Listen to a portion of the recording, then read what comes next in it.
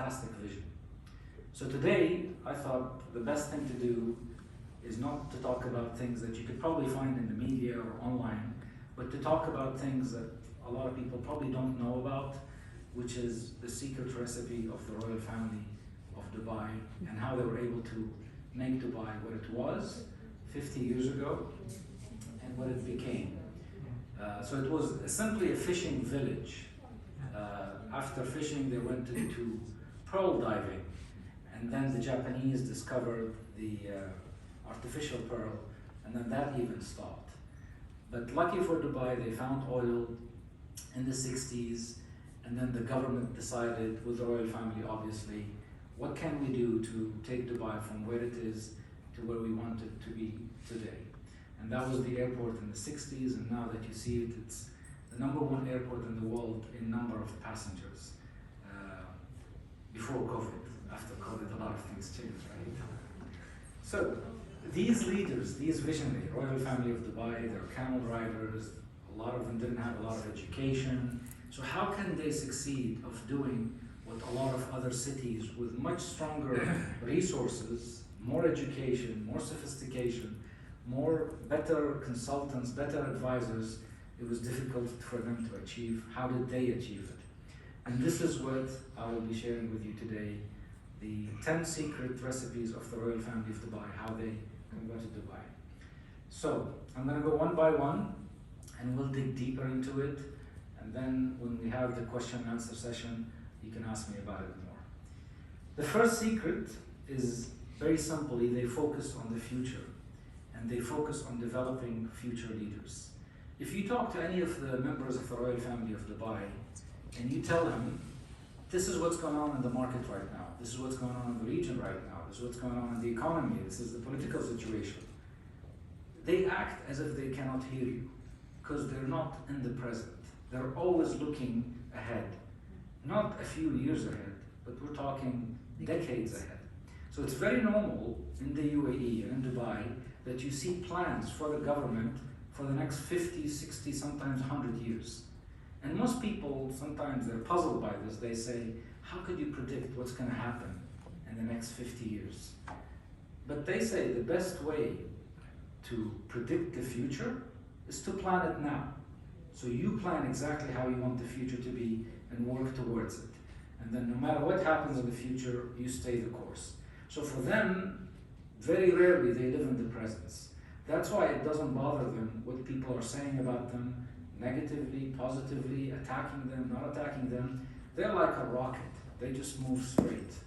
They will focus on the next few decades. Then they don't look back, and they're not looking at the present as well. So that was their first secret, and it's very difficult to move them away from their vision. They don't get disturbed or distracted from anything but achieving their vision. So when oil was discovered here in the 60s, the vision for the royal family of Dubai is to build a city that people will come and prosper here and succeed. And they start to think, okay, what do I need to build as an infrastructure for businessmen and women and companies and merchants to come to Dubai and not leave? The objective is to keep them here, making money here, bringing their families, building wealth, and building the economy. In return, all of these people who are in Dubai, they'll invest back in Dubai and build it and grow it. So there was an indirect strategy of let them come, let them bring their money, and even if they want to take their money out of the country, there is no restriction. You can take 100% of the capital that you bring here. This was the vision 50 years ago, and it's still the vision today. There is no restriction on you taking money out. Because remember what I said, the focus and the vision doesn't change. The strategy doesn't change. And it's probably not going to change for many decades to come. So that was the first secret. Plan for the future, focus on the future, don't get distracted by the present, and build leaders, recent or new leaders as you go. I'm proud to say that the UAE government is probably one of the most balanced governments in gender. So if you go in the whole region, you'll see probably more ladies in our minister's cabinet than any other country in the region. And this is part of the vision of the royal family, to not just build leaders men, but also build leaders as women as well. And we're proud of that as well. So that's the first recipe, is to always focus on the future, never the present or the past. Have a hunger of need. What does that mean? A lot of people think that this economy was built out of oil money, which is not true. For Dubai, it's not about oil. Oil was enough to build what you see behind you, which is the Port Rashid, the harbor behind you. This was the first big investment the government of Dubai made in the late 60s. And then a few years after Sheikh Rashid, which is the father of the current ruler, Sheikh Mohammed, a few years after, Sheikh Rashid decided to build another port, which is 25 or 30 kilometers away from here. And the current ruler, Sheikh Mohammed, went to his father and said, "Father, people are laughing at us. This doesn't make sense. You have a port which you just invested, tens of millions in, and it's only at 10% capacity. Why are you building a port 25 kilometers away in the middle of nowhere when this is only at 10%? We need this money to build other infrastructure rather than build a port that we don't need right now." But you don't talk to a visionary about something that you don't see. So the response of the father of Sheikh Mohammed, he told him, "I'm building it now, because when it comes your time to rule Dubai, you will not be able to build it." Because he has a vision that if you're trying to build the same port, which is Jebel Ali port, now, it's probably going to cost you billions of dollars. But back then, when they built it with the little oil money that they had, it was much more affordable. So he built it because he had a vision that the city will probably expand, making Dubai a hub for many merchant and ships to come by to Rashid Port and Jebel Ali Port. And the father and the son and the brothers, they all work towards the same vision. Let's bring merchants in. All the ships that are passing by, they're going to Iran, they should stop by Dubai and not go to Iran or other cities. Let's build things that attract these merchants to come to Dubai. Okay? So what it means when it says hunger for need. Unlike other, I would say oil-rich cities around us, Abu Dhabi and Saudi Arabia and Qatar with gas, Dubai didn't have enough money, so there was a lot of poverty here. So there was a need to be creative. There was a need to become entrepreneurial. There was a need to fill the hunger that the family felt here. As a matter of fact, I still remember some of the merchant family used to invite the royal family of Dubai into their homes and have a meal. And they were not used to having a meal on a table. They were used to having a meal on the floor. So for them to sit at a table and have a meal with someone who's richer than them was acceptable, because their vision was, it's okay. I am the ruler of Dubai, they are richer than me, it's fine. I have a vision, I'm going to go fulfill that vision. I'm building towards that. Let the merchant make money, let them bring money in, let them enjoy living in Dubai, let them bring their families. Eventually this will pay back to Dubai. I don't need to impose taxes, I don't need to put restrictions, I don't need to stop them from taking their capital out. And it's very difficult when you're hungry and you don't have enough to take care of your people, and you have no electricity, no sweet water, no food probably, to stick to your strategy. It was very easy for them to tax all the ships that parked at the ports. They didn't do that. They stuck to their strategy, and that was part of the vision. So this vision of being hungry was a very good strategy, because as long as you're hungry, you're going to be innovative. You'll always come up with solution. If you're full, then what? You're comfortable, right? That's why you see a lot of cities around us, because they're extremely wealthy, they don't need to work so hard. They're comfortable, right? But as long as you keep thinking that you don't have enough, you need more, you're hungry, you need to be more innovative. That's why you see a lot of the innovation in the UAE government and Dubai government specific comes out of the hunger mentality. We want more. We want more technology, more people, more doctors, more lawyers, more professionals. And that's why they even changed their strategy of the residency visa that they give to people that are coming here. They're looking to attract more tourists, more everything. Okay, still that hunger mentality. Never feel that you've reached because you're barely touching the tip of the iceberg. That's the mentality of the royal family of Dubai. Number 3. Consult others, but act decisively. A lot of people say, why don't have democracy in Dubai? Why don't have democracy in the UAE? We are happy. without democracy. We're happy with having one leader that we respect and we allow him to make the decisions because we're seeing the results, which is prosperity and wealth, not just for people that come to Dubai, but people that are living in Dubai, the nationals, the expats that live here, right? So if you're happy with your leader's results, why would you want to change it? Why would you ask for a different decision mechanism, whether it's political, whether it's tribal? We're happy with it, okay? The way they manage and make decisions, they consult everyone. They have a lot of advisors and consultants. They listen before they talk. They listen to everybody, but at the end, it's one decision maker who makes that decision. And the result of that is what? Fast decision making. There is no hesitation. There is no long debates. There is no committees, right, left, and centers. So things move very, very fast in Dubai. And people sometimes surprised. They come to visit the city and they say, I was here 6 months ago. This building was not here. This road was not here. This project was not there. How fast do you guys move? We move fast because the decision is very fast, because the vision is clear, right? They don't sway away from their vision. Crises happen, they don't care. They say, we've been here before, we managed crisis before, this one shall pass, we'll move on. And because the city is small, there are only 2.5 million people, it's very fast for them to also execute the decisions, okay?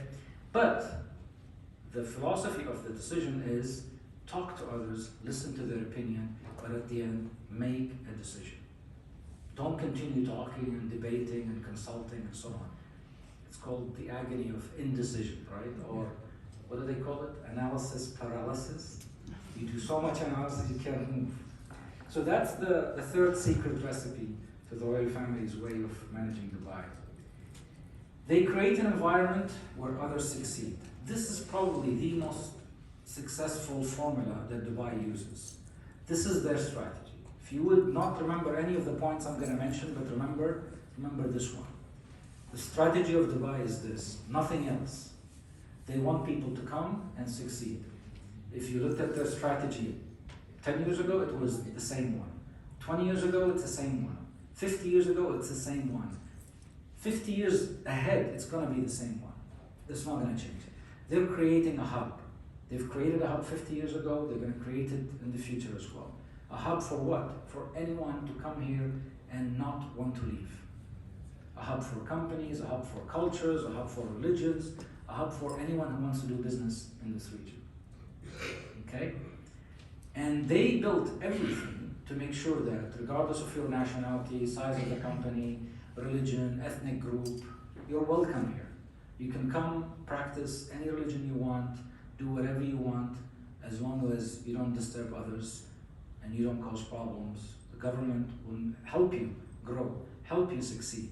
Anything that hinders people's success, the government tries to remove it, get rid of it, fight it. That's why they're extremely tough on crime, extremely tough on anything that will shake security. Because once you lose security in any country, what happens? People's getting scared, they don't come, they don't bring their family, they don't want to live here, right? So security is a huge, important element, and they don't tolerate it. They're very tough. That's why every time there's a crime that happens in Dubai, everything stops, and all the police forces, intelligence from all around the whole country, they focus on solving that crime in the fastest possible way. Because they want the reputation, even towards criminal. We're gonna catch you, I'm gonna catch you extremely fast. I remember, burglars came here from, I think, Eastern Europe somewhere, and they went inside a shopping mall, and I think robbed the jewelry store. I don't remember the name of the jewelry store, but it was a famous jewelry store. And it was like the movies. We've never seen such thing in Dubai, where you come in with cars inside a mall, break the glass, take the jewelry, and run. They caught them within 48 hours, as much as possible of the gang. Some of them fled the country, but they caught them. And they pride themselves of immediately putting it in the news. Don't think that you can come to this city and commit a crime and get away with it. And now with technology, CCTV, artificial intelligence, they're even getting better and better at it. So security is very, very important. The other thing that is important for the royal family, and they fight against it very strongly, is corruption. They don't tolerate corruption, no matter who. Even if it's another member of the royal family, they will not tolerate it. That's why a lot of people think that the royal family members are immune from the justice system. Not true, not in Dubai. Everyone is the same in the eye of the law. And corruption, I mean, I've seen people who are very, very high up in the government, and they were on the front page in the newspapers. Some of them try to get away, go to other countries, and so on. Not for long. They bring them back, they make sure they fix it. Okay? And I don't think you'll see the quality of buildings, roads, anything you see in Dubai that is high quality if there was corruption in the city. Okay? So they create an environment where others come and succeed, and they make sure all the elements of success are there.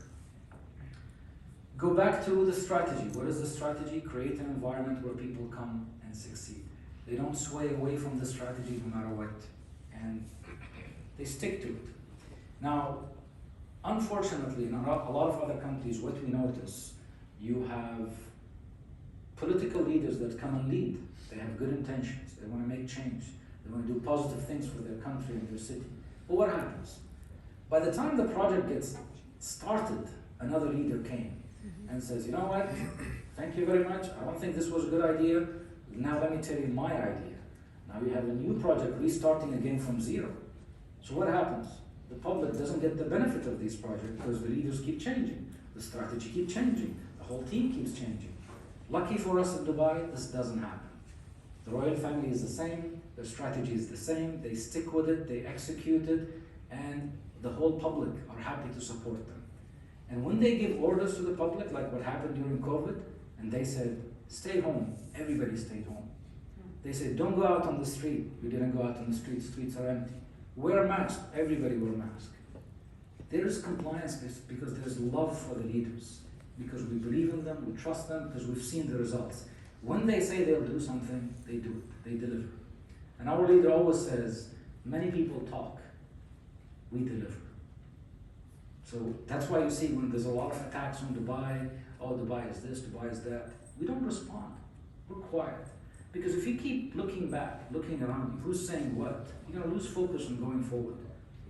And a lot of people actually criticize Dubai for not having a media office to respond to some of these media attacks. But you can't keep moving fast forward if you keep looking back and all around you. You have to focus. You have to stick to the strategy. And that is why Dubai is where it is today. Number 6, they never accept good enough. Good enough is not something known in their dictionary. It has to be to the highest quality, to the best quality, as fast as possible, as much as possible. And if it's not good, destroy it, build it again to make sure it's good. Why? Because we want people to come here and say, this is quality roads, these are quality infrastructure, these are beautiful hotels, these are beautiful facilities, the restaurants are great, the people are great, the talent is great, everything is just great. Not good enough, but great and fantastic. Do we have problems and issues and mistakes? Yes, of course, we're not perfect, we're human beings at the end of the day. But this is the strategy that the rulers and the leaders have in their vision, and it trickles down all the way to the second line of command and the third line of command and all the way to the government, and it goes to the public. So we see a lot of companies here that come and say, this is the way we do it in our country. We say, sorry, this is not good enough for Dubai. This is not Dubai standards. You need to do better than that. Okay?